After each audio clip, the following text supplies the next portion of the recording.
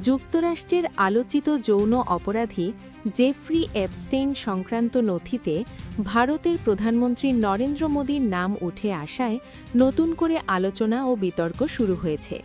তবে ভারত সরকার এই অভিযোগকে পুরোপুরি ভিত্তিহীন, উদ্দেশ্যপ্রণোদিত ও অসত্য বলে প্রত্যাখ্যান করেছে।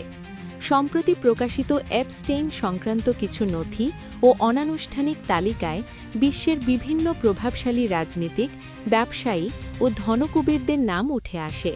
সেই তালিকায় নরেন্দ্র মোদীর নাম থাকার দাবি সামাজিক যোগাযোগ মাধ্যম ও কিছু আন্তর্জাতিক প্ল্যাটফর্মে ছড়িয়ে পড়ে।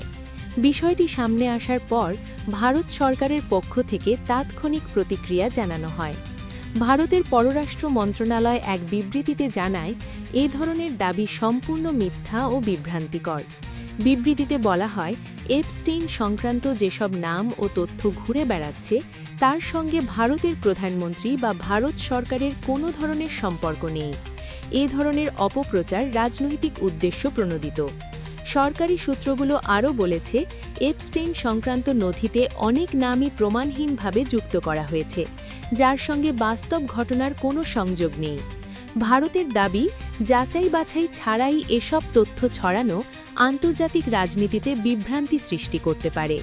বিশ্লেষকদের মতে, জেফ্রি এপস্টেইনের মামলাটি এমনিতেই অত্যন্ত সংবেদনশীল ও জটিল।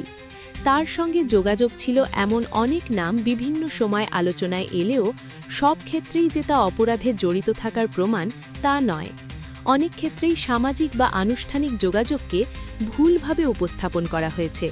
উল্লেখ্য, মার্কিন অর্থকুবের জেফ্রি এপস্টেইন নাবালিকা পাচার ও যৌন নিপীড়নের অভিযোগে অভিযুক্ত ছিলেন। 2019 সালে নিউ ইয়র্কের একটি কারাগারে তার মৃত্যু হয়, যা নিয়ে আজও নানা প্রশ্ন ও ষড়যন্ত্র তত্ত্ব রয়েছে। তার সঙ্গে সংশ্লিষ্ট নথি ও যোগাযোগের তালিকা প্রকাশ পেলেই বিশ্বজুড়ে আলোড়ন সৃষ্টি হয়।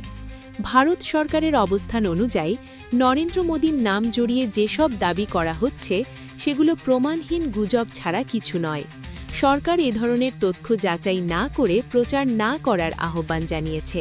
আপডেট সব খবর পেতে গ্লোবাল নিউজ 365 এখনই সাবস্ক্রাইব করে রাখুন।